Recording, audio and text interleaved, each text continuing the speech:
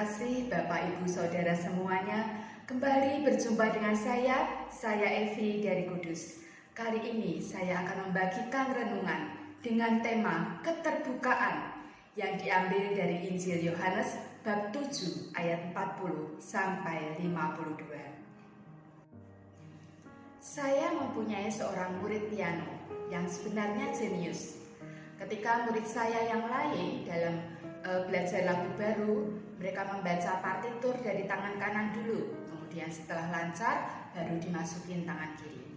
Tetapi murid saya yang ini lain, dia bisa membaca tangan kanan dan kiri secara bersamaan dan memainkannya walaupun dengan tempo yang lambat. Namun murid saya ini mempunyai kelemahan. Dia tidak mau menerima instruksi. Dia tidak mau lagunya diulang-ulang ataupun diperbaiki karena dia merasa dia sudah mampu.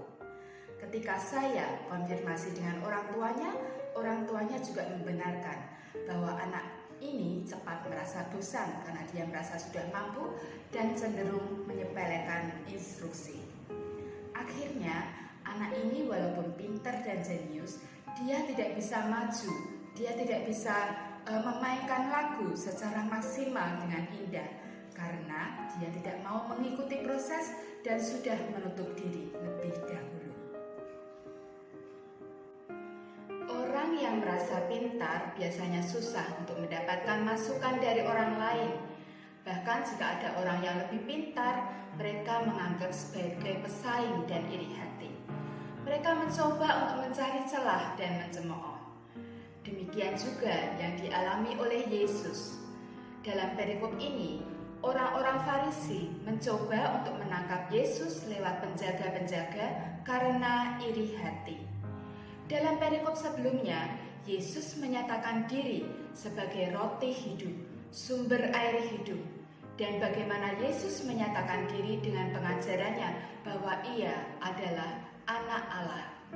Pengajaran ini sulit diterima oleh kaum Farisi karena memang mereka sudah mempunyai gambaran tersendiri tentang Allah dan mereka sudah menutup diri, tidak mau mendengarkan dan menerima ajaran Yesus. Ketika orang Farisi mengatakan Mesias tidak datang dari Galilea, orang Farisi ini tidak mau repot-repot memeriksa asal-usul Yesus. Mereka meremehkan. Mereka tidak tahu bahwa Yesus lahir di Betlehem di kota Daud. Sehingga Yesus menggenapi nubuat dari Nabi Mika bab 5 ayat 2 yang mengatakan bahwa Tuhan akan dilahirkan di sana di Betlehem. Maka adalah kesalahan mereka sendiri bahwa mereka menjadikan ketidaktahuan mereka sebagai alasan untuk tidak menerima Yesus. Namun kebenaran tentang Kristus mulai mempengaruhi para pelayan imam-imam kepala tersebut, walaupun tidak dapat mempengaruhi kekerasan hati kaum Farisi. Santo Yohanes Chrysostomus mengajarkan, perhatikanlah bahwa kaum Farisi dan imam-imam kepala tidak memperoleh keuntungan apapun dari segala mukjizat maupun pembacaan kitab suci yang dilakukan oleh Yesus. Sedangkan para pelayan dan penjaga, mereka dapat terpengaruh hanya karena satu pengajaran. Mereka yang harusnya menangkap Yesus malah tidak jadi. Mereka pulang. Mereka tidak jadi melaksanakan karena mereka melihat sendiri otoritas Yesus dengan segala ucapannya. Sebaliknya, mereka malah memuji kebijaksanaan Yesus. Kita layak mengagumi kebijaksanaan para pelayan ini, sebab mereka tidak membutuhkan tanda-tanda untuk mengetahui bahwa Yesus adalah Tuhan. Mereka mengakui Yesus hanya karena mendengarkan pengajarannya. Mereka mengatakan, belum pernah ada seorang manusia yang berkata seperti ini.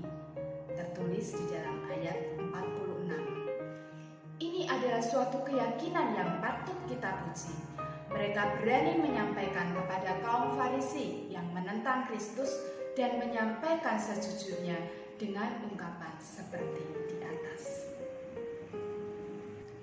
Di dalam ayat 47 sampai 52, orang Farisi memarahi para pelayan dan penjaga tersebut. Dan dan ini merupakan contoh kesombongan aristokrat terhadap orang-orang biasa.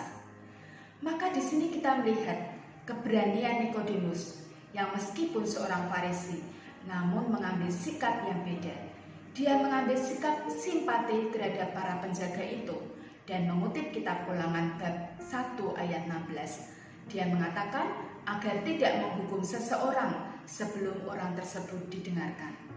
Akibatnya, kaum Farisi yang lain mengecam Nikodemus dan bahkan menyebutnya sebagai orang Galilea yang pada saat itu dianggap sebagai orang yang bodoh.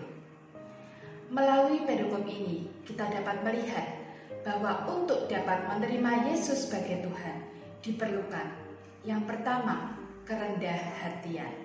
Sebab walaupun rahmat Tuhan diberikan, namun sepanjang seseorang bersikukuh atau mempunyai pengertian sendiri tentang konsep Tuhan, maka sulit baginya untuk menerima Yesus sebagai Allah sendiri yang turun menjadi manusia dan menyelamatkan manusia. Contohnya, sekarang ini banyak cendekiawan yang sudah berubah menjadi ateis karena mereka merasa mampu hidup dengan segala teknologi yang diciptakan manusia dan tidak melihat campur tangan Tuhan di dalamnya. Yang kedua adalah keterbukaan.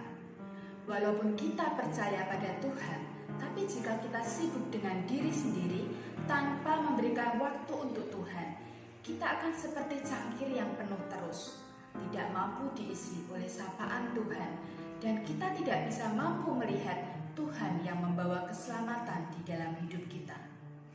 Nah, kerendahan hati dan keterbukaan tersebut, langkah konkretnya dengan cara apa?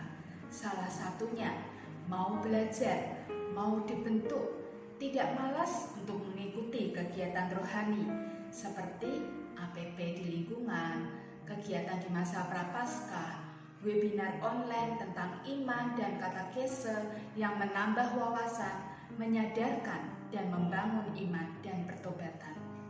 Kemudian juga membaca bacaan-bacaan rohani yang sudah diimprimatur oleh Gereja Katolik. Itulah salah satu cara-cara langkah konkret untuk kerendahan hati dan keterbukaan terhadap Tuhan.